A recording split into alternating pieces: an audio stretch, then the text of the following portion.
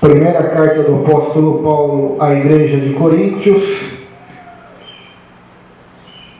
capítulo 11, verso 1. Vamos ler o verso 2 somente, por enquanto. Primeira carta do apóstolo Paulo aos Coríntios, a igreja que estava na cidade de Corinto, capítulo 11, verso 1 e 2 somente. Diz assim: sede meus imitadores, como também eu sou de Cristo. De fato vos louvo, porque em tudo vos lembrais de mim, e retende as tradições, assim como vô-las entreguei. Vamos ler a outra tradução. Sede meus imitadores, como também eu de Cristo, e louvo-vos, irmãos, porque em tudo vos lembrais de mim, e retendes os preceitos, como vou entreguei. Amém? Então nós vamos começar o capítulo 11 hoje com um assunto muito interessante, né? E também muito polêmico nas igrejas hoje, que é o assunto do véu, né? É o assunto que havia ali na igreja de Corinto. Mas para entender esse assunto, primeiramente vamos estar estudando um pouco da cultura daquele povo, daquele povo ocidental, né? A cidade de Corinto, vamos ver um pouco da cidade de Corinto, já vimos no capítulo 1, vamos relembrar mais um pouquinho como que era esta cidade. Aleluia! Cidade de Corinto. No sul dessa cidade estava o Acrocorinto, uma colina que se levantava 152 metros acima da cidade. No seu ápice erguia o templo a Afrodite e uma estátua à deusa Afrodite, que é conhecida como a deusa do amor e deusa da fertilidade. Então, na cidade de Corinto, na sua parte mais alta, numa grande montanha, colina, né, de mais ou menos 152 metros de altura, estava o grande templo, né, da deusa Afrodite, conhecida como a deusa do amor e da fertilidade, né, onde nós vamos ver que havia mais de 1000 prostitutas ali só naquela incumbência, né, de fazer rituais sexuais, né, adoração ao sexo, assim como Deus repreendeu Israel através dos seus profetas no Antigo Testamento, né, que eles cultuavam Baal, Azera, né, onde havia cultos de fertilidade, de prostituição. Então essa prática havia ali na cidade de Corinto, né, que era extremamente de uma cultura greco-romana, né, uma cultura totalmente pagã, que cria no panteísmo, na adoração de vários deuses. No tempo de Paulo, estima-se uma população de 250 mil, mais ou menos, cidadãos e mais ou menos 400 mil escravos estavam ali na cidade. Então, mais ou menos 650 a 700 mil pessoas naquela cidade. Era uma das 4 cidades principais do Império Romano. A primeira era Roma, é claro, a capital, né? Depois Corinto, Éfeso e Antioquia da Síria. Eram as 4 cidades principais. Assim como aqui no Brasil temos Brasília, São Paulo, né, Rio de Janeiro, Curitiba, cidades que são importantes. Nos Estados Unidos lá nós vemos Nova York, Washington, né?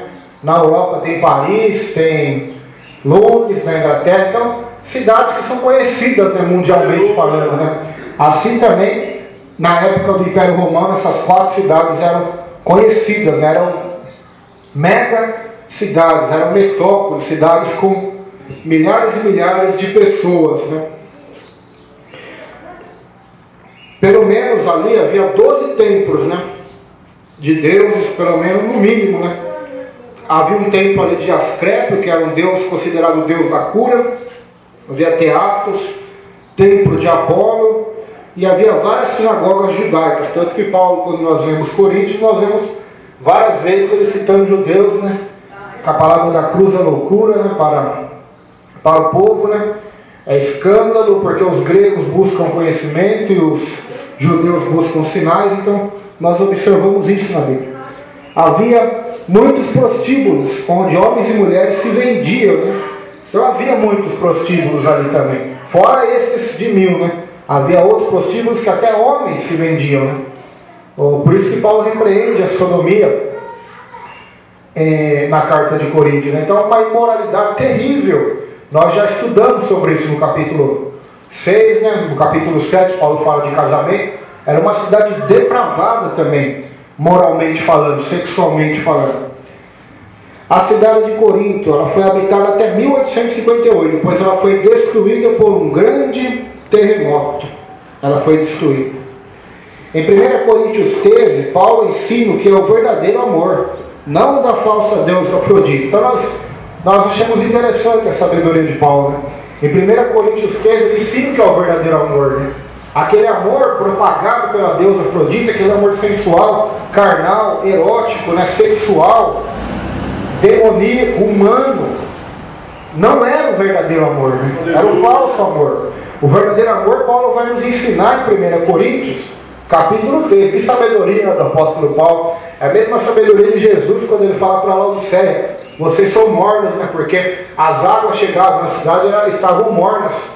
Porque Laodiceia não tinha rios, não tinha água própria. Então, as águas vinham de outras cidades, né? Nós já estudamos aqui. Então, Jesus usou algo cotidiano da vida deles para lhes ensinar uma verdade espiritual. Assim também, Paulo aqui usou, né? Usou do amor, né? Algo que era tão propagado ali naquela cidade, né? Era a deusa padroeira da cidade, era a deusa do amor, né? Então, nós vemos que é desde lá que já vem isso, né? Hoje tem muitas cidades que são santos, padroeiros, deuses, né? Imagens. Então isso já vem desde aquela época, né? Desde o Antigo Egito, Babilônia, Grécia, Roma, medos, persas. Até hoje essa idolatria continua no mundo, né? Aleluia! Quando uma mulher usava véu, significava que estava submissa ao homem, quer seja marido, pai ou parente responsável. Então naquela cultura, até hoje, nós vamos estar vendo um pouco do islamismo também, que é mais ou menos igual a essa cultura de véu. Então quando uma mulher usava o véu, tanto na igreja como fora da igreja, era um sinal que ela tinha um marido, era um sinal que era uma mulher de respeito, era uma mulher que tinha respeito, era uma mulher submissa ao homem, ou seja, ou ao seu marido, ou tinha um pai ou um parente que cuidava dela.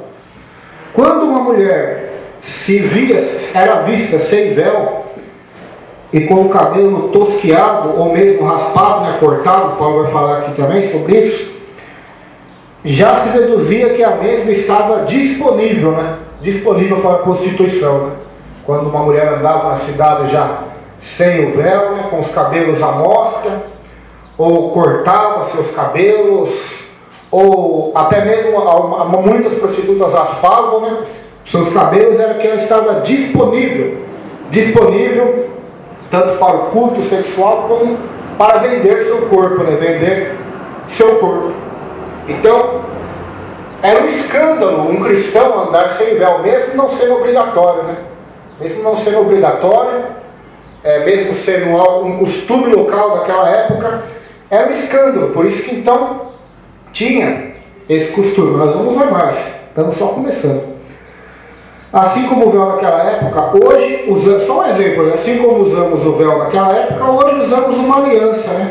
Se não usar, pode levantar suspeita, né? Então, nós temos uma cultura hoje de usar aliança, né? Os casados usam uma aliança.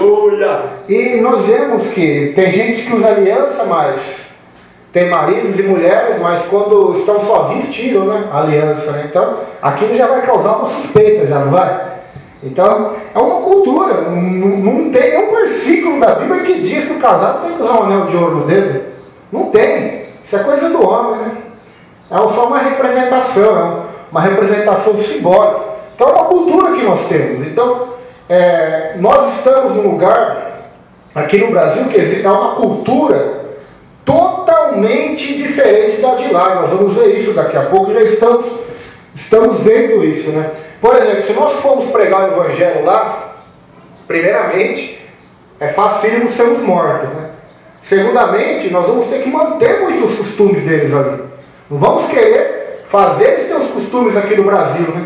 Os pregadores lá vai ter que usar terno e gravata, vai ter que... Não, eles têm um certo tipo de cultura lá, assim também como na África. Se nós vemos o vestuário dos africanos, das mulheres, dos homens, são diferentes, né? O povo chinês, o povo japonês, diferente, o povo indígena, diferente. Até mesmo dos nossos vizinhos aqui, Paraguai, Uruguai, Colômbia, diferente o costume, né? Até a comida é diferente que eles comem, né? Na Europa, é banquete toda hora, eles estão acostumados a comer toda hora.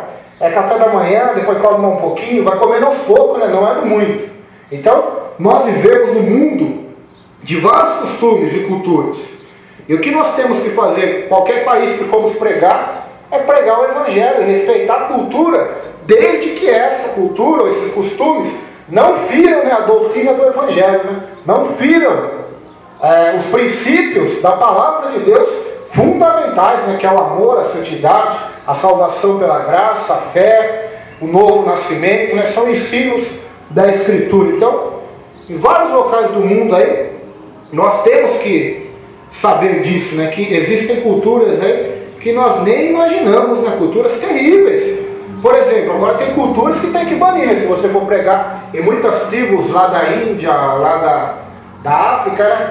Há um costume indígena, há um costume no povo hindu, inclusive o missionário William Carey, ele combateu isso, de índios que nascem crianças deformadas, eles matam, porque dizem que aquilo é uma maldição. Então, aquilo sim deve ser combatido, né, quando formos pregar, ensinar o Evangelho, aos poucos Deus vai fazendo a obra, porque Deus não leva em conta o tempo de ignorância deles, né? Aleluia. Mas anuncia os homens que se arrependem. Então nós vemos o William Carey, ele combateu isso ali. E há vários costumes, há várias culturas que nós nem imaginamos, e não podemos julgá-los dizendo que eles são ignorantes ou burros. Por quê? Porque se não há o conhecimento da verdade, não há o conhecimento de Deus, se eles nasceram num país que é assim, numa cultura que é assim, eles são assim, mesma coisa nossa. Se nós nascêssemos lá também, nós iríamos ser igual, até pior, né, do que eles. A não ser que Deus intervisse, né? Nos revelasse o Evangelho, usasse alguém, aparecesse para nós em visão, em sonho, de alguma forma sobrenatural, como ele tem feito, né? Pela história dos séculos, aí mudaria. Então, é mais ou menos isso. Assim como a aliança é um costume hoje, e várias outras coisas são um costume, terno e gravata mesmo, é um costume do nosso século, né? Mas daqui vamos estar mortos, vai ser outra roupa, pastor. Vão inventar outra, né? Se Jesus não voltar, cara, né? Vai ser muito mais bonito, eu acho, tecnológica, não sei. O que eles vão inventar? É um costume somente. É algo, inclusive eu vi algo sobre a gravata hoje, estudando também. Algo terrível, disse que aquela gravata foi um cara que mandou fazer em homenagem a um obelisco do Egito, a um deus chamado Baal, simbolizando o órgão masculino do homem. Então, se você vê a fundação desse objeto, até porque ela foi criada por um homossexual, né? esse adereço, né? A gravata. Então é interessante isso, não que seja pecado eu usar ou não, Deus não se preocupa com essas coisas aí. Só que é interessante, só para nós termos uma noção. No culto pagão, mulheres lideravam. 1000 sacerdotisas, né, lideravam ali no templo de Afrodite, né? Por isso que Paulo vai dizer lá na frente, depois, mulheres estejam em silêncio, né? É algo cultural, nós vamos ver depois, né? Eu não vou entrar muito nesse aspecto, se mulher pode pregar ou não. Nós já comentamos um pouco quando estudamos Timóteo, capítulo 2, né? Paulo fala a mesma coisa ali para a igreja de Éfeso, né? Porque é um costume da greco-romana. Nós vamos ver que até hoje lá é dessa forma ainda. As mulheres não têm direito algum. Nós vamos ver um pouco sobre religiões, né? As religiões, porque aonde impera essa cultura aí, principalmente que as mulheres são desvalorizadas, é no islamismo, né? Então, a maior religião do mundo hoje é o cristianismo, com 2,2 bilhões de pessoas, né? Católicos, protestantes, né? Evangélicos, estão tudo contados juntos aí. Então, 2,2 bilhões de cristianismo, né? Não verdadeiro, né, mãe? Como contagem está em primeiro. A segunda maior religião do mundo é o islamismo, com 1,6 bilhões de pessoas. Olha, tá batendo junto, hein? E são dados, né? Não são dados atuais. Acho que não sei se é do ano passado ou retrasado.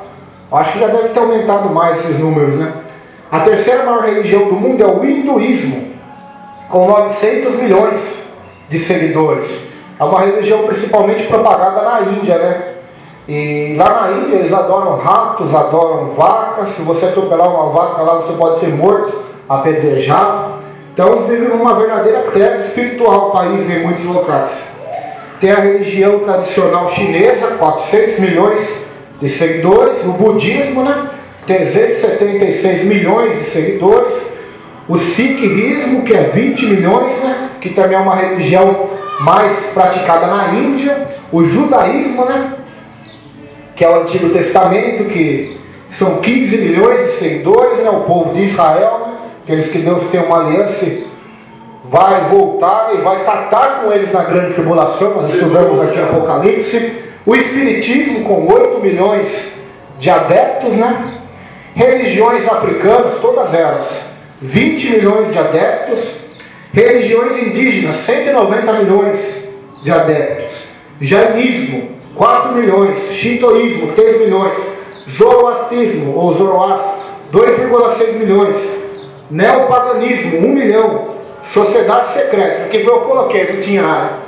Sociedade secreta, maçonaria, Illuminati, Skuas, Bonds, Cavaleiros Templários e tantas sociedades secretas que tem, Rosa Cruz.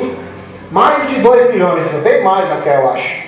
Porque é algo secreto, né? É algo que eu posso ser maçom e continuar sendo evangélico, eu posso ser maçom e continuar sendo islamista, né? Então, é algo que se infiltra em todas essas religiões que eu falei, né? Que se infiltra na política, então está esparramado. A cientologia, 500 milhões, né? Fora os ateus, né, que existem, né? E outras religiões aí que, se for colocar tudo aqui, dá uma lista que não vai ter fim. Então eu coloquei as principais, né?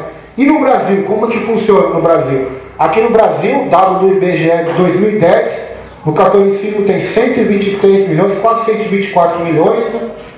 Católicos, evangélicos, 42 milhões e 275 mil, quer dizer, aumentou mais isso aqui, né? Porque foi em 2010, já estamos quase em 2015. Espírita, 3 milhões e 800 milhões, eu estou arredondando para ficar mais fácil. Testemunho de Jeová, 1 milhão e 400 mil, mais ou menos. Umbanda, 407 mil. Budismo, 243. Candomblé, 163 mil. Novas religiões orientais, 115 mil. Judaísmo, 107 mil. E tradições esotéricas, 74 mil. Aqui não contém maçonaria e outras religiões também que existem, né? Diversas no Brasil, né? Então, e também existe mistura de uma com a outra aqui, né? Mistura de Umbanda com Quimbanda, com Candomblé, espírita com católico, evangélico com macumba. Existe mistura de tudo no Brasil. Então, só para nós termos uma noção, mas se nós formos ver, 65% da população brasileira é católica e 22% evangélico, ou seja, a maioria da população aqui no Brasil tem uma origem cristã tradicional, né? Só que a maioria é falsa, por quê? Porque olha a depravação que está o país, a pouca vergonha. Então, são evangélicos só professam, católicos professam, mas que não praticam a palavra do Senhor, né? Não praticam, porque se praticasse, a história vai ser diferente, né? Agora vamos ver o lado lá, né? O lado lá que nós estamos estudando, né? A cultura oriental, né? Nós estamos na ocidental, na oriental no caso, né? Na ocidental. Países perseguidos. Eu peguei também no site Portas Abertas, que é um site missionário, que ajuda os cristãos perseguidos, né? Por todo o mundo, que envia missionários também, né? O primeiro país desse ranking é a Coreia do Norte. Eu não peguei os 50 que ia ficar muito, eu peguei os principais só. O país que mais persegue os cristãos hoje é a Coreia do Norte, vizinho da Coreia do Sul. Ali o governo é ditadura. É um homem que é ditador. Existem 24,5 milhões de pessoas na Coreia do Norte. Desses 24,5 cristãos, somente 2%. E eles estimam-se que há mais ou menos 50 a 70 mil cristãos presos ali, trabalhando como escravo para o governo. Terrível, terrível. O segundo país que mais persegue cristãos é a Somália. Existem 10 milhões, e também é o país um dos mais pobres do mundo, esse país. 10 milhões de pessoas que moram ali. O número de cristãos ali é 0,04%. A religião que domina ali, 99,9%, é o islamismo sunita, né? O mais das ramificações do islamismo, né? Que tem vários, assim como o cristianismo. cristianismo ortodoxo, católico grego, ortodoxo, protestante, e tem um monte de ramificação. Assim também tem o islamismo. Então, extremamente extremista, que mata mesmo, sem dó, domina aquele país, 99,9%. A Síria, né, que é um país que está sempre em guerra com Israel também, né, tem 22,5 milhões de pessoas. É o terceiro país que é mais perseguido, os cristãos. Desses 22 milhões e meio, somente 10% são cristãos. 90% do país ali é islâmico, né? E nós vamos ver por que é difícil pregar aonde está o islamismo, né? É algo totalmente radical. O Iraque. O Iraque também é um país que sempre está em guerra, né, com Israel. 31 milhões de pessoas. Somente 3% de cristãos. 3% só. Acho que dá mais ou menos 300 mil, né, no máximo. O islamismo domina 97% do país. 97%. O quinto país que mais persegue os cristãos. Pode ver que o islamismo está ligado, né? A cultura ali está ligada. Cultura que até hoje continua igual da época bíblica, né? O Iraque, nós já falamos, o Afeganistão tem 30,4 milhões de pessoas que moram lá. Cristãos, 0,01%. O Islã domina praticamente tudo. A Arábia Saudita, 26,5 milhões. Cristianismo, zero. Claro que existe um pouco lá, mas é realmente zero, porque é um país que é proibido pregar o Evangelho, é proibido a leitura da Bíblia. Então, 100% ali é islamismo, né? São muçulmanos, né? Que seguem o Alcorão, que seguem Maomé, Alá, o Deus deles, Alá. O governo ali na Arábia Saudita é monarquia, não tem presidente ali, é reis que governam ali, são sheiks árabes, que são dos homens mais ricos desse planeta, né? Tem uma cidade que eles estão fazendo ali, pastor, isso aqui eu nem estudei hoje, mas que eu vi uma vez no documentário, chama Dubai. Não sei se o pastor ouviu falar já do Dubai, uma cidade árabe. Eles jogaram areia no mar, conseguiram passar por cima do mar com areia, fizeram um monte de terreno ali, fizeram casas dentro do mar. Riqueza ali que esses sheiks árabes têm, né? O homem está construindo uma cidade praticamente sozinho. Isso que é uma cidade turística, né? Várias pessoas vão ali, não tem perseguição, porque é uma cidade turística. Então muita gente vai ali para passear, para conhecer, e diz que é uma cidade realmente maravilhosa, bonita, né? Só que 100% desse país está na escuridão, não está no engano. Agora esse aqui eu coloquei a China, né? Ela não está entre os 10 mais perseguidos do mundo, mas como ela é o país que mais tem gente no mundo, eu coloquei ela aqui. A China tem 1,4 bilhões de pessoas. O Brasil tem mais ou menos 200 milhões. Olha a diferença. Bilhões. Dá 5, 6, 7 a 8 vezes o número de pessoas que tem no Brasil. Lá. Cristãos, 11%. Até que Deus tem operado ali, né? Tem um missionário que pregou ali também, está no livro Heróis da Fé da CPAD, chamado Hudson Taylor, né? Ele pregou muito ali o Evangelho. 50% do país é ateu, por causa do comunismo, né? É um país comunista, comunista. É o que eles querem fazer aqui no Brasil também. E o resto de outras religiões, cristãos somente 11%. O segundo país que tem mais pessoas no mundo é a Índia, que eu peguei também, é o último já dessa área. Ele tem 1,2 bilhões de pessoas. Cristãos, 23%. Hinduísmo, 80%. Islamismo, 13,4%. Então aqui só alguns dados, né, atualizados de como está a nossa situação, né? Agora vamos ver um pouco do Alcorão, né? Como que a mulher ela é tratada hoje, né? Vamos dizer na época bíblica, hoje nós temos uma noção de antigamente era muito pior ainda, era bem pior ainda, né? Porque hoje, com o desenvolvimento do mundo, né, do pós-modernismo, das informações nas tecnologias, está sendo um pouco apaziguado isso, mas mesmo assim é terrível, né? Só falando um pouco da cultura helena, né, da cultura grega, a mulher era proibida de mostrar a nuca. Na cultura grega, era proibido. Por isso que então Paulo fala do véu, né, do cabelo longo, comprido, né, porque era proibido, era uma cultura da época. Nós vamos ver que até hoje não é assim, né? O Alcorão e as mulheres, né? Alcorão e as mulheres, para nós vermos que o véu era um costume local daquela época, nós temos o exemplo do ósculo santo, que era um beijo que eles se saudavam, olha, até hoje é assim. Homens se beijavam homens no rosto, né? Até Jesus fala para Simão: entrei na tua casa, tu não me beijaste, tu não lavaste meu pé. Era costume de cumprimento daquela sociedade. Então, aqui no Brasil não temos esse costume, né? É dar a mão, um abraço no máximo. Não temos esse costume. E Deus não vai lançar ninguém no inferno porque não faz isso, né? Porque a salvação é pela graça do Evangelho e pela fé, né? Que é o dom de Deus, não é mediante isso, né? Não é mediante você dar um ósculo santo, ou se você cortar o cabelo, ou se você pôr o véu, ou se você vestir certo tipo de roupa, ou adotar certa prática religiosa. Isso não pode salvar ninguém. Senão o sangue de Jesus seria vão, seria ineficaz se fossem as nossas obras de santidade, de legalismo, né? Os monges seriam os homens mais santos desse planeta, as freiras seriam as mulheres mais santas, os muçulmanos então nem se fala, né? Nós vamos ver aqui agora como é que elas são. Então, se as mulheres morrem, automaticamente vão para o céu, se fosse dessa forma.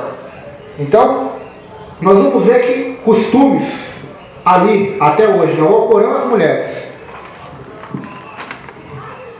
O homem adulto são permitidos a se casar com meninas pré-púberes. O que é isso, pré-púberes? Então, ao Corão, né, que é a Torá deles, né, a Torá dos judeus é o Antigo Testamento, a lei dos judeus, né? A nossa lei é o Novo Testamento, porque a lei do Antigo serviu de A e de Z e para nos ensinar muitas coisas, mas a nossa lei é o Novo Testamento. A lei deles é o Alcorão, que o Alcorão ensina que homens adultos, eles são permitidos a se casar com meninas pré-púberes. O que é isso? É igual a menina, se ela começar a menstruar com 8 anos, 9 anos, já pode se casar. Já pode ser vendido em casamento. Já pode. É dessa forma a lei lá. Então nós vamos ver que terrível, né? O pastor achou isso terrível. Olha que maridos podem bater em suas esposas se eles acharem que elas o desobedecem. Podem surrá-las, bater nelas. O Alcorão ensina isso. E elas não têm direito algum de se defender, ou de ir na justiça, ou de largar, se não são apedrejadas. Um polígamo pode simplesmente se livrar de suas esposas. Ou seja, um homem árabe, né, muçulmano, islamista, pode ter até 4 mulheres. Ele pode se livrar delas e casar com outros quando eles quiserem, por qualquer motivo. Por qualquer motivo. Um homem pode ter até 4 esposas. Até 4 esposas. Escravas são propriedade exclusiva de seus donos. Propriedades sexuais exclusivas, ou seja, além de eles terem as mulheres, eles têm as escravas, concubinas, onde eles podem ter relação quando bem entender com elas, são suas propriedades, como se fosse um carro, né? Um carro, um chinelo, um celular, dessa forma lá. Isso aqui eu já até falei, mas vamos repetir. O testemunho de uma mulher ali vale metade de um testemunho de um homem. Testemunho de uma mulher lá. Então é nesse país que eu citei aqui agora, que existem milhões de pessoas. Eu não citei todos, são dezenas de países que o islamismo predomina, né? São dezenas. Até mesmo em Israel, Jerusalém, o lugar que foi construído o templo de Salomão, está uma mesquita muçulmana. Por isso que não sabemos como o anticristo vai fazer, como a nova ordem, os iluminados vão conseguir, eles vão ter que dar um jeito de derrubar aquilo lá. Não sei se é através de guerra, ou se ele vai fazer um acordo de paz, vai construir um outro local, para reconstruir o templo, para cumprir a profecia. Então olha o domínio que eles têm, né? O domínio vasto, gigantesco. O homem ganha o dobro da partida de herança que a mulher. Então se o pastor, se eu tenho 2 filhas e um filho, quando eu morrer a herança vai 50% para o filho e 50% as 2 mulheres têm que dividir, porque o homem tem porção dobrada. Não é igual.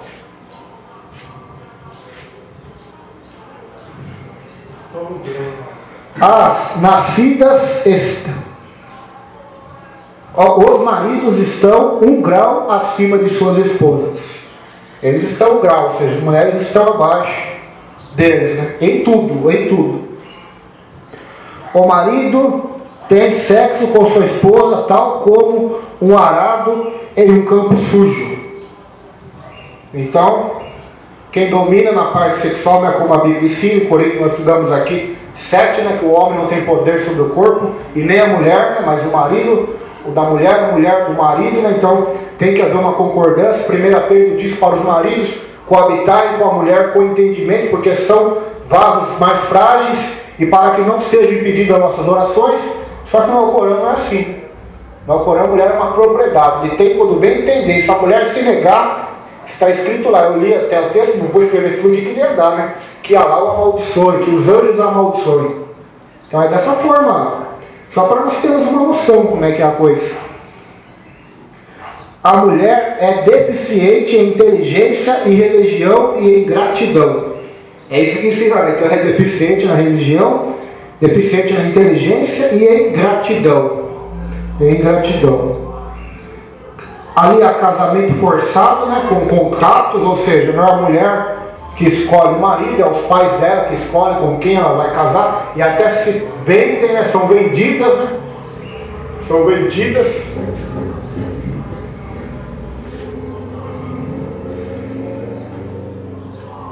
A roupa da solteira só pode mostrar os olhos, só pode mostrar os olhos, a casada, o rosto, né? Só os olhos, toda coberta da cabeça aos pés, e se ela mostrar a canela assim, pastor, ela apanha de chicote em público. Então é dessa forma, é terrível. A mulher tem posição inferior na religião muçulmana, quer dizer, ela não é tratada igual. Mulher só pode ter um marido, ao contrário do homem, só pode casar com várias mulheres, né? Então, enquanto a mulher não tem direito, né, só pode ter um marido, o marido pode ter várias mulheres. Então, é diferente o direito, não é igual. Se houver divórcio, os filhos ficam com o pai. Se separar, os filhos não ficam como aqui no Brasil, né? Fica com o pai. Então, uma cultura terrível. Olha que terrível. Apedrejam as adúlteras, ou até se tiver suspeita, né, de adultério ou sexo antes do casamento, são apedrejadas até a morte. Apanho de chicote em praça pública por vários motivos, né? Mulheres andarem na rua só na companhia de irmão, pai ou marido, não podem andar sozinha. Só na companhia de pai ou do marido ou de irmão ou parente, né? Não podem trabalhar fora de casa, por ser professora, ser médica. Não podem. Na política também não participam, na religião também não participam. Ela é proibido, a mulher é proibida falar com vendedores homens. Se ela estiver na rua com seu marido, não pode falar com vendedores homens. Proibida de ser tratada por médicos homens, não pode. Para tratar uma mulher muçulmana tem que ser uma médica mulher. Homens não podem. Eles chicoteiam mulheres em público se não entrarem com o calcanhar coberto, né? Se não andarem, né, com o calcanhar coberto. Vocês acham que é Deus e amor, é rigoroso, comunicações? São fichinha perto do islamismo, né? Perto do islamismo. São brincadeirinha de criança, né? Brincadeirinha de criança. É permitido xingar, bater, chicotear mulheres que não se vistam com a bura. O que é a bura ou bura? É um véu completo, é um véu que elas usam que cobre o corpo inteiro. Então, é permitido. Se elas não estiverem usando esse véu, elas são xingadas, apanham. Tem vídeos na internet, eu vi um vídeo, não consegui ver inteiro porque é triste de ver. A moça está na rua assim, e 2 soldados com chicotes batendo nela. E ela gritando pela mãe, a mãe nem aí. Porque não podia fazer nada, né? É a lei deles, a lei. Se você for pego lendo a Bíblia, eles cortam sua mão em vários pedaços. Então é terrível, né? Estou falando mais da mulher aqui porque é o contexto que nós vamos ver em Coríntios 11 aqui. Então nem peguei muito por esse lado de perseguição contra cristão e nem para homens, eu peguei mais do lado das mulheres, né? A mulher lá é proibido falar e apertar a mão de estranhos. Qualquer tipo de maquiagem não podem usar saltos altos também que fazem barulho. Então não pode usar qualquer tipo de maquiagem. Não pode falar nem apertar a mão de estranhos. Se for visitar a casa do pastor, nós somos muçulmanos, mulher do pastor tem que se esconder na casa, os filhos. Não podem conversar comigo, nem dirigir a voz para mim, a não ser que eu peça ou o marido peça. Olha só como é que é o negócio lá. É proibida a presença de mulheres em rádio e TV. Não podem andar de bicicleta nem de moto. Não podem, né? Mesmo se usar aquelas roupas, não podem. Roupas coloridas também não podem. Festas, calças compridas. Lavar roupas no rio ou em locais públicos também não podem. Proibido de aparecer na varanda de sua casa. As casas ali têm que ser pintadas de escuro para que ninguém veja elas dentro da casa. Elas são proibidas até de aparecer nos lugares mais radicais, é claro, da varanda de sua casa. São proibidas. Mulheres não podem cantar, não podem assistir filmes, TV, vídeo. São proibidas de usar as casas de banho público. Ou seja, uma mulher ali, se tiver uma praia em Dubai ali, não pode ir. Né? Não pode ir. Só os homens que podem ir, a mulher não pode. Não pode ir porque senão ninguém vai na praia como fala, com aquela roupona, né? Então é uma cultura totalmente terrível, né?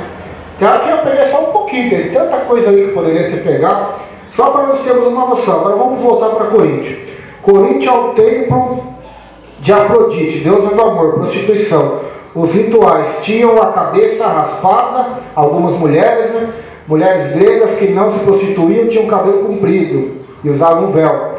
1000 prostitutas tinham que se entregavam a um desconhecido, uma vez por ano pelo menos, de graça elas tinham que se entregar a um desconhecido, né? Então nós vemos aqui que para interpretar 1 Coríntios 11 precisamos interpretar o texto, né, dentro do contexto histórico, cultural, geográfico, teológico e doutrinário da Escritura, né? Na nossa cultura hoje não é vergonhoso uma mulher cortar cabelo, orar sem véu, falar em público,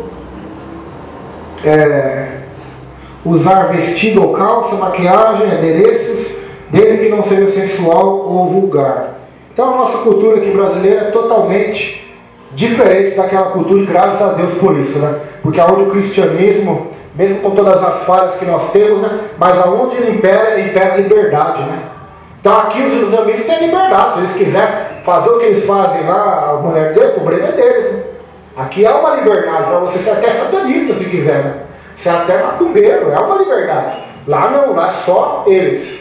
O resto eles perseguem e matam. Seja judeu, seja cristão, seja gay, que eles matam lá também os gays, não gostam. De negros, alguns também não gostam, né? Então, é uma cultura ali terrível daquela época. Agora vamos entrar aqui no estudo, né? Só uma perguntinha só dentro. Então elas não podem ter televisão, então? Não podem. Não podem fazer nada absolutamente, pastor. Elas são tipo um pastor vai comprar um carro, a sua mulher como se fosse um carro, uma propriedade sua. Faz o que bem entender. Não tem direito nenhum direito. Isso é claro nos islamismos mais radicais, né? Parece que eu ouvi alguns ali que ainda são mais liberais, mas mesmo assim são bem poucos, né? De 95% do islamismo é isso que eu estou falando aqui. Mas isso aí é só da seita deles. Porque tem o islamismo que é desviado do islamismo verdadeiro, né? Então, assim como nós temos hoje o evangelho, os evangélicos mundanos assim também existem lá, né? Os que não... as cidades, os lugares que não querem respeitar a lei deles lá. Né? Não, mas isso que eu quero saber, então uma religião. Né? É uma religião, como eu disse aqui, pastor, é a segunda maior religião do mundo. Só perde com o cristianismo. Entendi, mas quem bate nas mulheres é soldado da religião deles. Lá quem manda lá, o governo lá, as leis deles são tudo baseadas no Corão, né, de Maomé. Então, soldados batem, os maridos batem. Ali é algo terrível, né? Nós vemos até na internet que muçulmanos, né, Os terroristas mesmo vêm tudo dessa seita, né? Os terroristas radicais que se matam, que eles vendem órgãos de cristãos, eles pegam meninas e vendem como escrava sexual. Então é algo terrível mesmo, é algo terrível. E eles se matam achando que vão para o paraíso, né? Com 70 virgens ainda, né? Algo terrível. Vamos lá. Uma vez que Paulo tem algumas observações negativas a fazer acerca da igreja no final desta sessão, começa um tom positivo, elogiando a igreja em Corinto. Duas questões em particular são consideradas louváveis. Lembra-se de Paulo, eu os apreciava, era fiel em guardar os costumes que receberam. O termo tradições refere-se a ensinamentos que foram transmitidos de uma pessoa a outra. As tradições humanas devem ser evitadas, mas as tradições da palavra de Deus devem ser observadas. Um dos grandes problemas da igreja de Corinto era a desordem nas reuniões públicas. Algumas das mulheres usufruíam mais liberdades do que lhes era apropriado. Havia um tumulto durante a ceia do Senhor e confusão no uso dos dons espirituais. A igreja fora grandemente enriquecida com dons espirituais, mas infelizmente lhes faltavam as graças espirituais. Paulo poderia ter tentado resolver esses problemas por meio de decretos apostólicos. Em vez disso, porém, explicou pacientemente os princípios que apoiavam os ensinamentos que havia transmitido à igreja. Sua argumentação é inteiramente fundamentada na palavra de Deus e trata de 3 manifestações específicas de confusão no culto público. Então aqui também em Coríntios 11 vai tratar do culto, né? Vai tratar do culto. Aqui já começa a tratar do culto, né? Vai falar de profecia de mulheres, né, que profetizam, vai falar de oração, vai falar da ceia, que é o culto público também, a liturgia do culto. Depois, a partir do capítulo 12, vai falar dos dons, né? Depois do capítulo 13, do amor. Capítulo 14, como deve ser conduzido o culto. Então, a partir de agora, nós vamos ver o culto, né? O culto bíblico. Versículo de número 1 diz: sede meus imitadores, como eu também sou de Cristo. Então, Paulo foi o único apóstolo que teve a coragem de dizer o que ele disse, né? Sejam meus imitadores, porque eu imito a Cristo.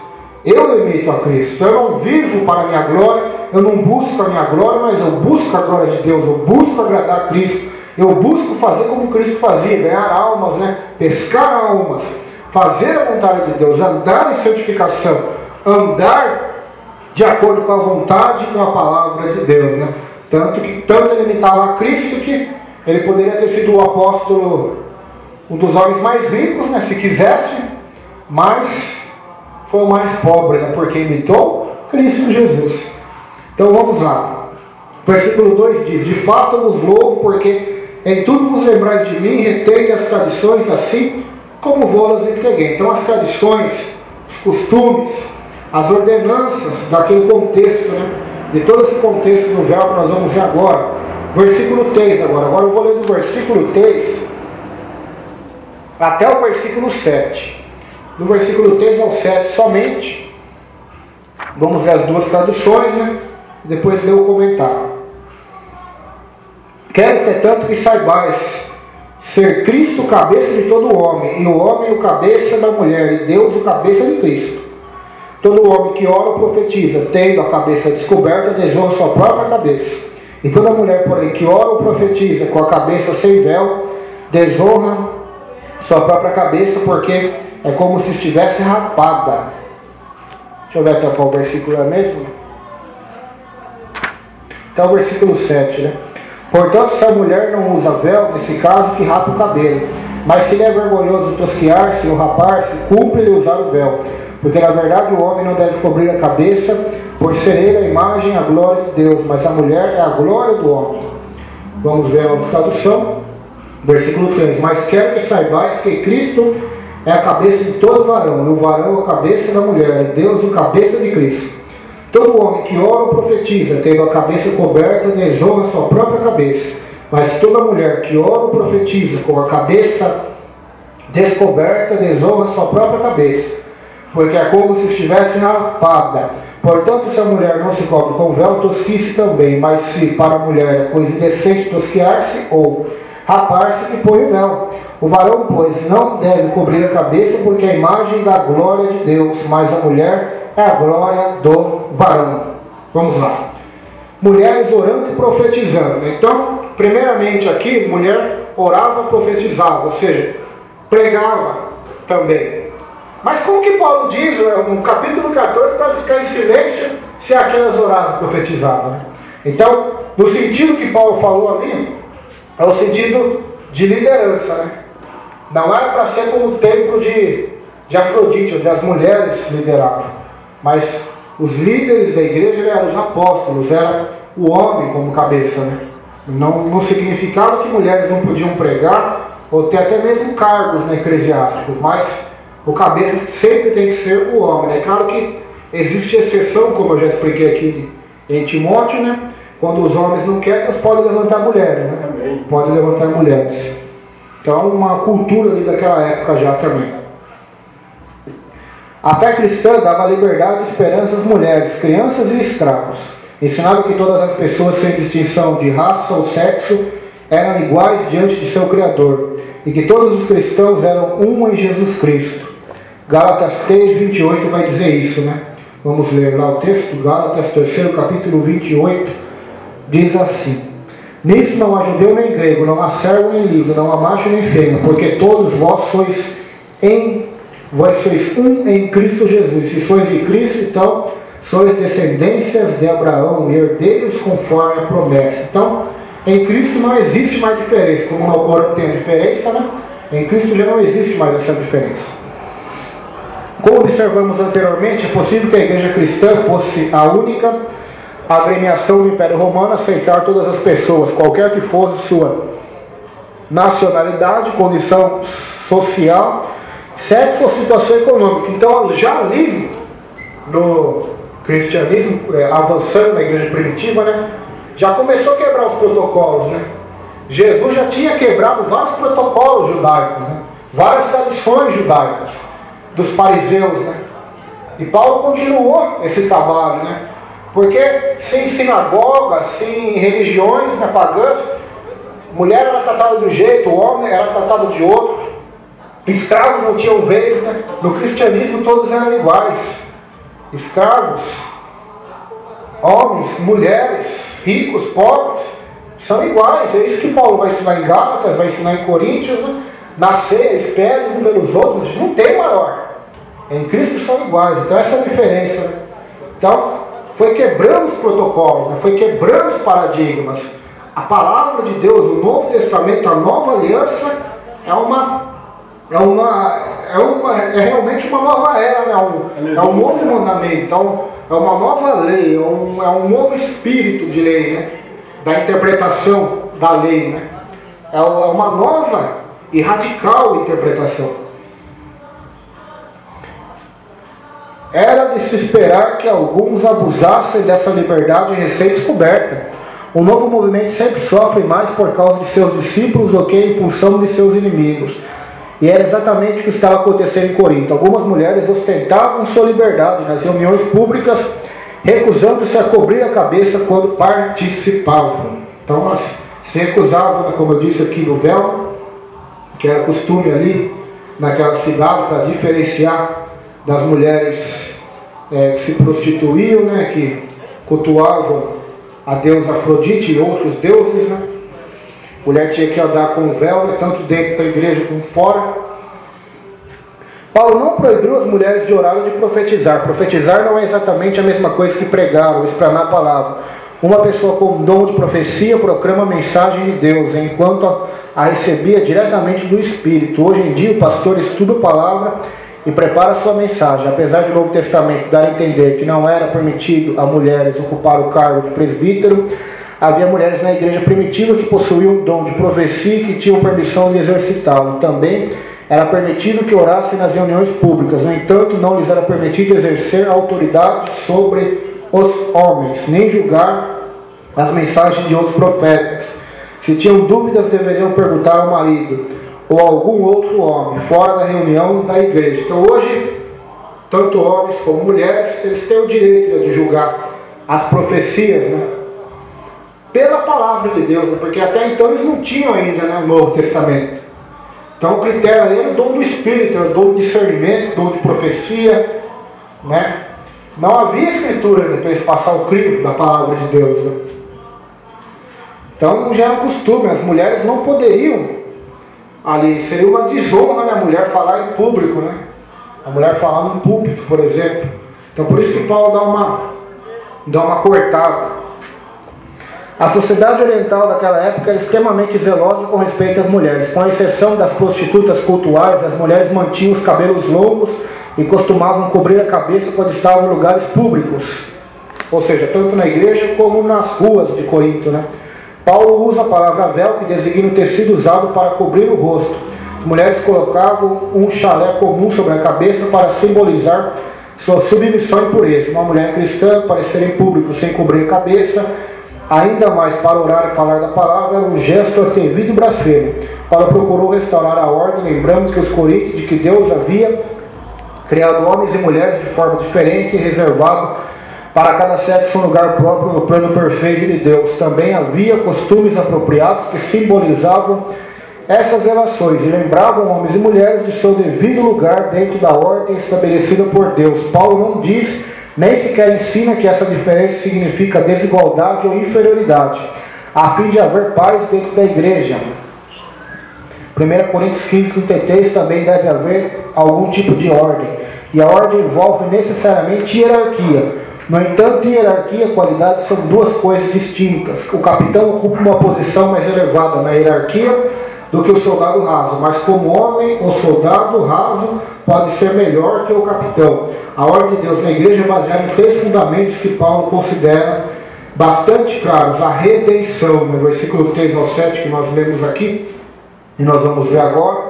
Então a hierarquia, a ordem, né, não significa desigualdade ou inferioridade, né? Não significa se eu sou um pastor ou uma simples ovelha que eu seja maior ou menor, né? É somente uma hierarquia, é somente um cargo, é somente um ministério. Ou seja, o pastor é chamado anjo da igreja na Bíblia, ou seja, o líder, né? Enquanto os liderados são pessoas que ouvem a palavra, mas estão iguais aos olhos de Deus, né? Não há maior ou menor, né? Porque na Bíblia diz que o menor é o maior, né? O último é o primeiro. Versículo 3 e 7 que nós vemos. Há uma ordem inequívoca de liderança dentro da igreja. O Pai é a cabeça sobre Cristo, e Cristo é a cabeça sobre o homem, e o homem é a cabeça sobre a mulher. De acordo com algumas interpretações, o termo cabeça significa origem, mas se fosse o caso, indicaria que o Pai deu origem a Cristo, conceito que julgamos inaceitável, porque Cristo não foi criado, né? Cristo existe antes da eternidade junto com o Pai. Em seu ministério redentor, o Filho sujeitou o seu Pai, apesar de ser igual ao Pai. João capítulo 10, 30 e João capítulo 14, 28. Jesus é igual ao Pai, o Pai somos um, ele disse. Só que ele na terra ele se sujeitou, né, ao Deus Pai. Sujeitou, assim também nós devemos estar sujeitos a Cristo, né? Sujeitos uns aos outros, mulheres submissas aos maridos, filhos que submeteram aos seus pais, empregados submeteram aos seus pastores. Então aqui não significa que é maior ou menor, simplesmente é hierarquia, né? É para ver ordem na família, ordem no trabalho, ordem na igreja, ordem na sociedade, né? Senão todo mundo vai mandar, todo mundo vai ser uma bagunça, né? Então é para ver uma ordem, um respeito. Semelhantemente, a mulher sujeita-se ao homem, apesar de em Cristo ser igual a ele. É importante ter em mente que Paulo está escrevendo sobre relações dentro da igreja local, não no mundo em geral. Faz parte do plano de Deus que no lar e na igreja local, os homens exerçam a liderança debaixo da autoridade de Cristo. O importante é que tanto mulheres quanto os homens devem honrar ao Senhor, respeitando os símbolos de sua liderança, o cabelo e a cabeça coberta.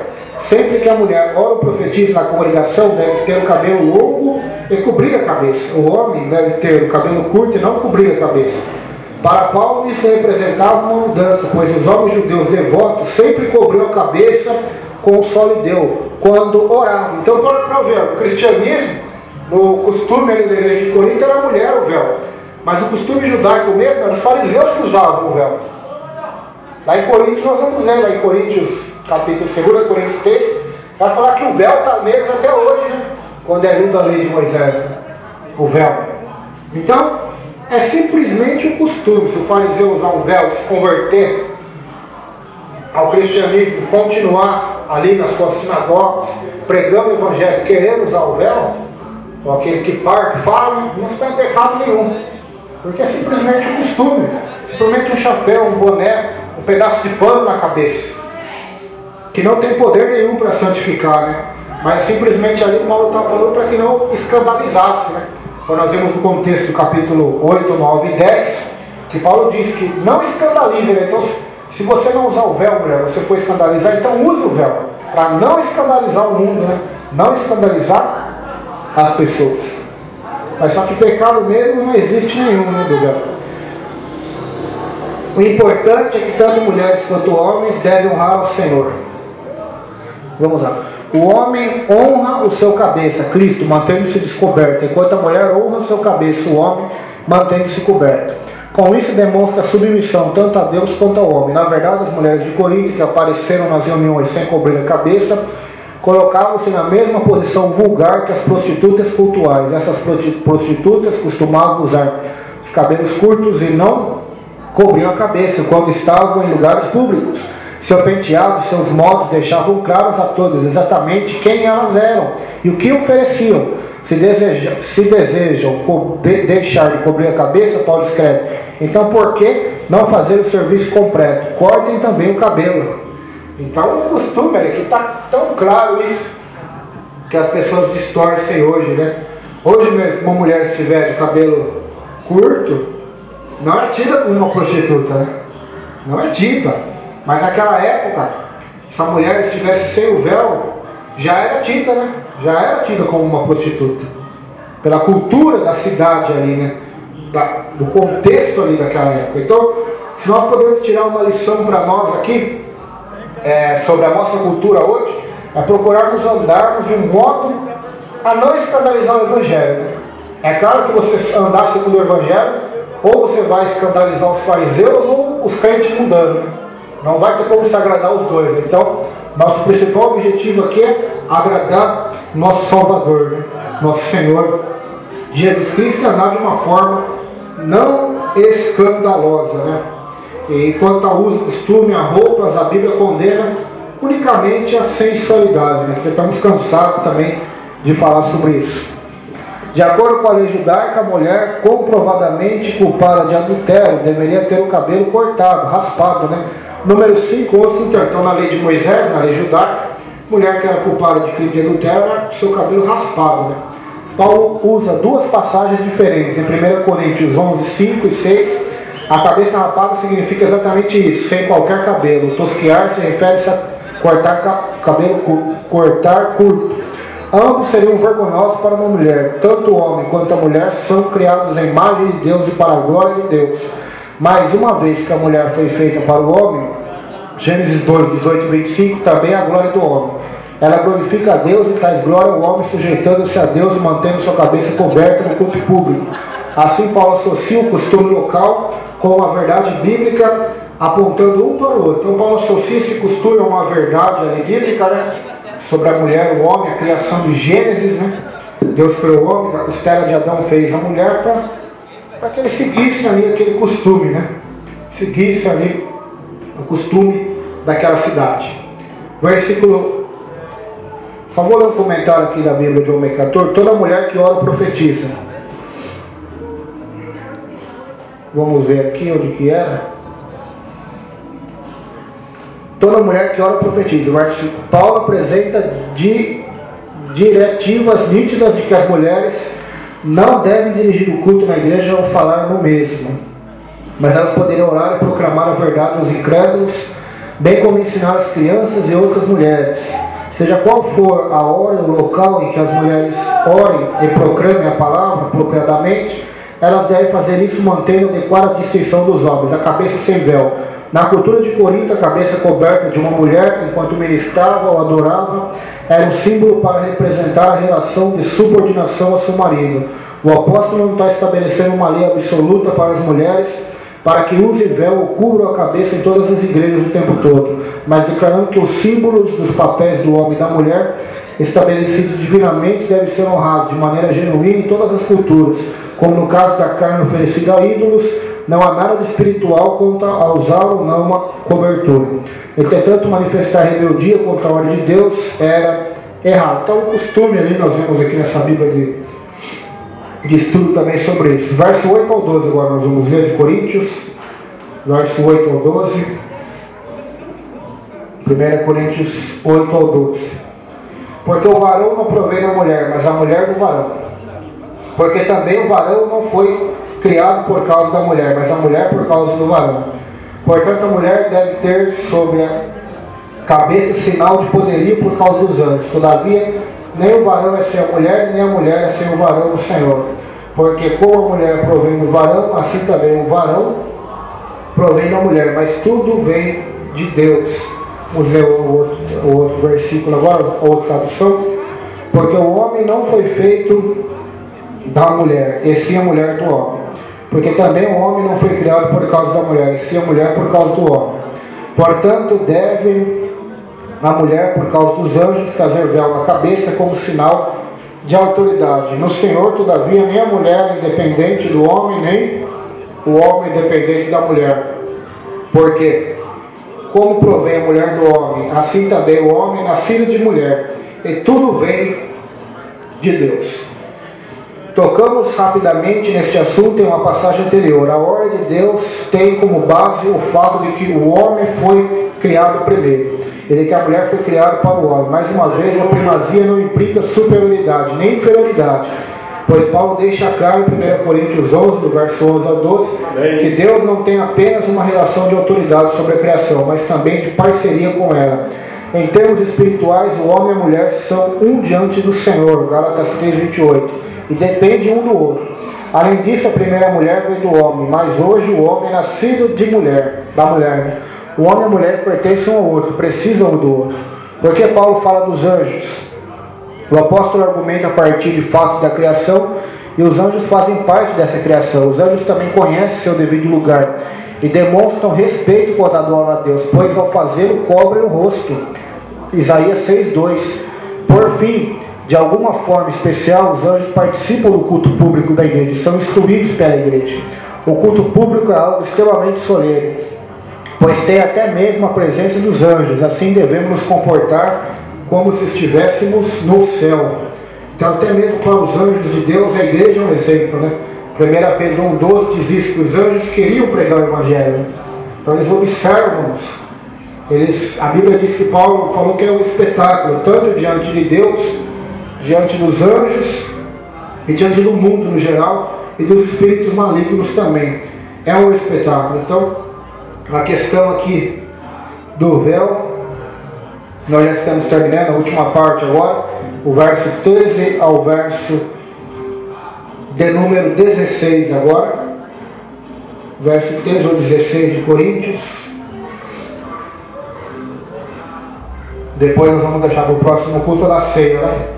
Palavra da ceia, verso 13. Julgai entre vós mesmos, se é decente que a mulher ore a Deus descoberta, né? Que é sem o véu. Ou não vos ensina a mesma natureza, que é desonra para o varão ter cabelo crescido, mas ter a mulher cabelo crescido lhe é honroso, porque o cabelo lhe foi dado em lugar de véu.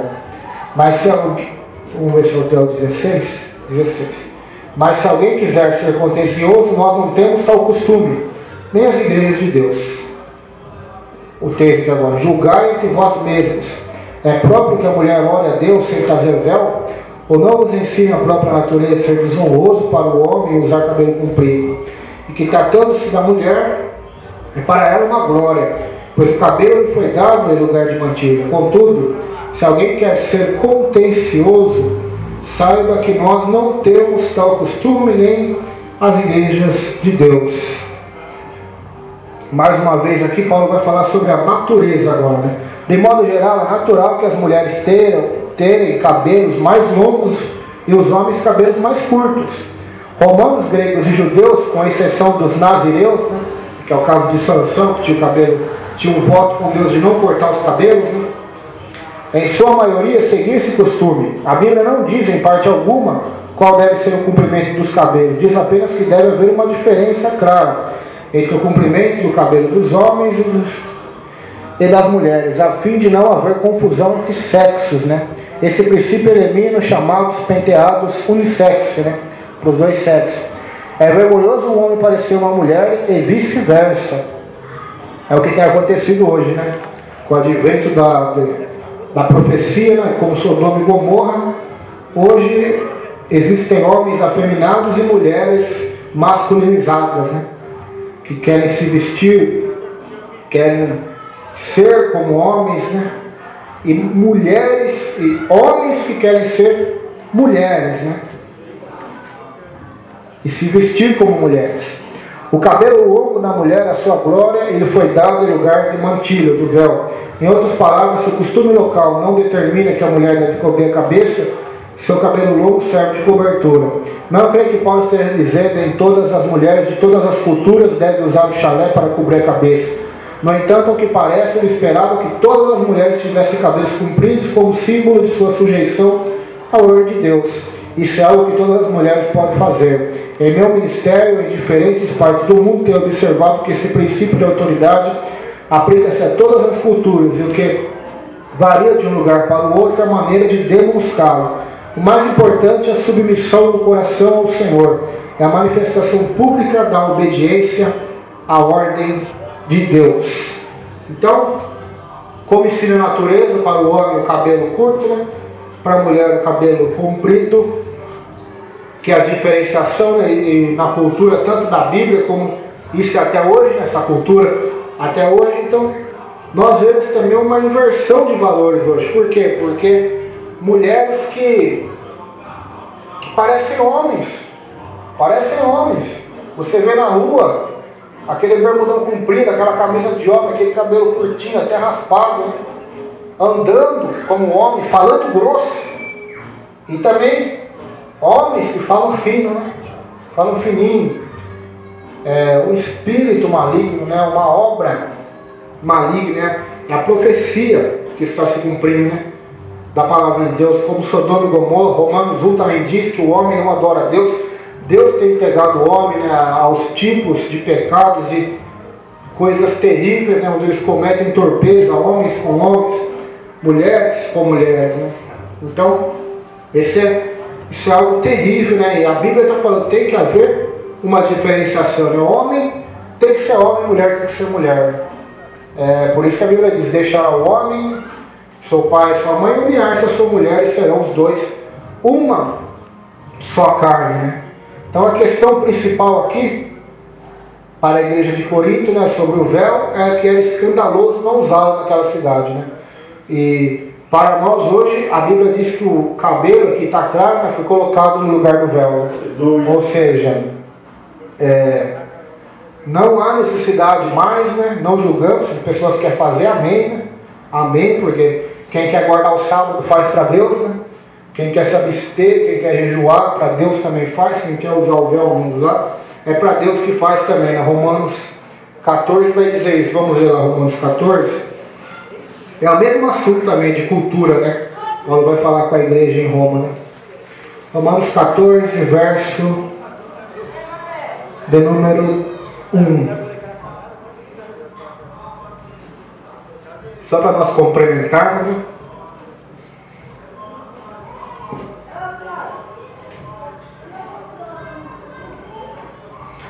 Ora, quanto ao que está enfermo na fé, recebei-o, não em contenda sobre dúvidas.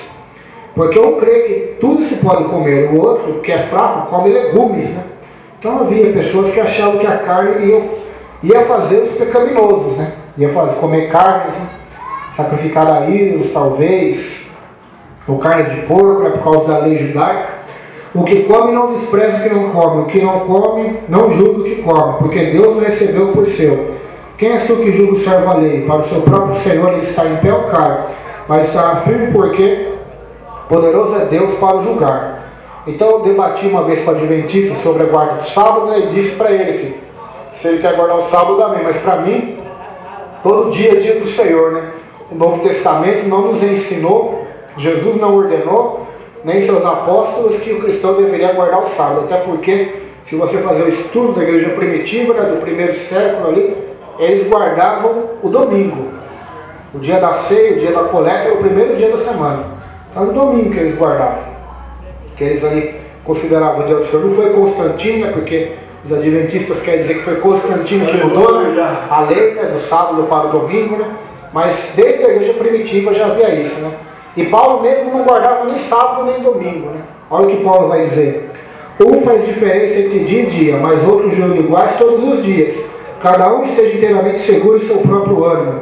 Aquele que faz caso do dia para o Senhor faz, o que come para o Senhor come, porque dá graças a Deus. O que não come para o Senhor não come, dá graças a Deus. Porque nenhum de nós vive para si mesmo, nenhum morre para si. Porque se vivemos para o Senhor, vivemos. Se morremos para o Senhor, morremos. De sorte, ou vivamos ou morramos, somos do Senhor. Foi para isso que Cristo morreu. Tornou a viver, para ser Senhor, tanto dos vivos como dos mortos. Mas tu, porque julgas teu irmão, tu também, porque despreza teu irmão. Pois todos haveremos de comparecer ante o tribunal de Cristo, porque está escrito: pela minha vida, diz o Senhor, todo joelho se dobrará diante de Deus, e toda língua confessará a Deus, de maneira que cada um de nós dará conta de si mesmo a Deus. Assim que nós não julguemos mais uns aos outros, antes seja o vosso propósito não pôr tropeço ou escândalo ao irmão. Aí poderia continuar lendo aqui, vai dizer, capítulo 14 e 15 vai dizer quase a mesma coisa, de 1 Coríntios capítulo 8, 9, 10 e um pouquinho do 11 também, sobre escândalo, sobre liberdade cristã, o que podemos, o que não podemos fazer. Então, Deus deixou a nossa liberdade. Se quisermos guardar o sábado, se quisermos não guardar, se quisermos guardar o domingo, ou se quiser fazer igual eu faço, que todo dia seja o dia do Senhor, né? Todo dia seja dia de nos lembrarmos de Deus, porque biblicamente o sábado, na minha opinião, né, ou domingo, ninguém, se for querer guardar igual a segunda lei de Moisés, ninguém consegue, porque você vai usar energia elétrica na sua casa, você vai usar água, ou seja, você está conivendo com quem está trabalhando lá, na Sabesp, na CPFL. E o médico? Não pode então trabalhar de sábado, tem que deixar a pessoa morrer? Então é incoerente isso, né? A graça veio para nos libertar até porque o sábado é um sinal para os judeus, foi, assim como foi a lei, né? Mas nós estamos debaixo da graça. Cristo nos resgatou de todas aquelas maldições da lei, de todas as maldições. É a mesma questão da oferta, mesma questão do dízimo. Nós fazemos hoje não por obrigação ou não por medo, mas por amor, por alegria, não é? Não é? Cristo não fez uma lei ali que você tem que se vestir dessa forma, tem que dar tantos por cento do seu dinheiro, ou tem que guardar esse dia, não. Hoje Deus nos deu essa liberdade, né? Não para a libertinagem, não para o pecado, porque muitos também usam disso para pecar, né? Mas para servi-lo, para honrá-lo, ou seja, de todas as formas que nós pudermos fazer, né? Assim como Paulo, né? Paulo, ele deu sua vida para Jesus, ou seja, ele não deu o seu dízimo, nem sua oferta, nem guardou o sábado. Ele deu sua vida todo dia para Jesus. Todo dia. Tudo que ele tinha era do Senhor Jesus. No aspecto material, espiritual, emocional, Cristo vivia nele. Então o cristão tem que caminhar por esse caminho, tem que caminhar por essa ordenança, né? Agora, essas questões de comida, de véu, de sábado, domingo, né? Infelizmente até hoje os crentes discutem. Até hoje as igrejas se dividem por causa disso. Se dividem por causa do sábado, por causa do véu, por causa de tantas coisas, quando falta uma compreensão, né? Enquanto Paulo ensinava a igreja de Roma, né? Você come legumes, você come carne, continue junto na igreja, né? Não se dividam, né? Não se desprezem um ao outro. E hoje não. Hoje, se eu discordar de uma coisinha do pastor, nós já vamos se dividir. É assim que está fazendo hoje. Por isso que existem milhares de denominações, né? Por causa das discordâncias humanas, né? Por causa da liberdade, né? Um tem um certo tipo de liberdade, outro tem outro. Um quer que todos sejam iguais a ele, mas é como a gente diz, né? Ninguém é igual a ninguém, né? Deus não fez um monte de xerox para ser igual, né? O pastor tem uma personalidade, a esposa do pastor tem outra, eu tenho uma, minha mulher tem outra. Pode ter 10 filhos, os 10 vai ser diferente, né? Até cachorro é assim, pode ter 2 cachorros, um é diferente do outro. Então, o que nós temos que aprender? A amar uns aos outros, a honrar uns aos outros, a orar pelos outros, a suportar uns aos outros, né? A ajudar uns aos outros. Isso é a igreja, né? É a igreja primitiva, né?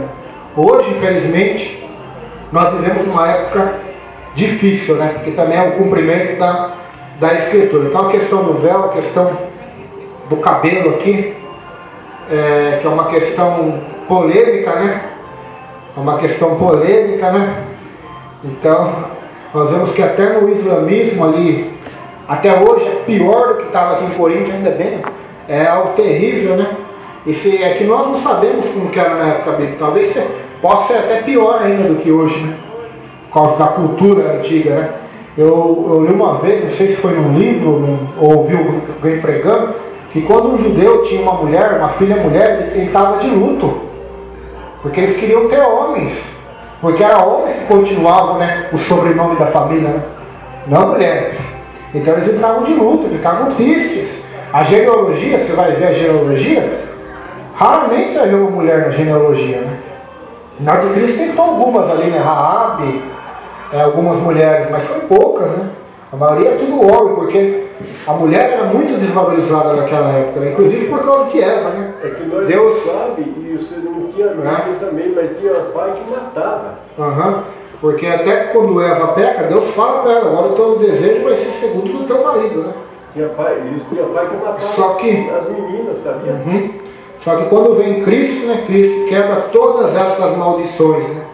Inclusive as maldições do Éden também, né?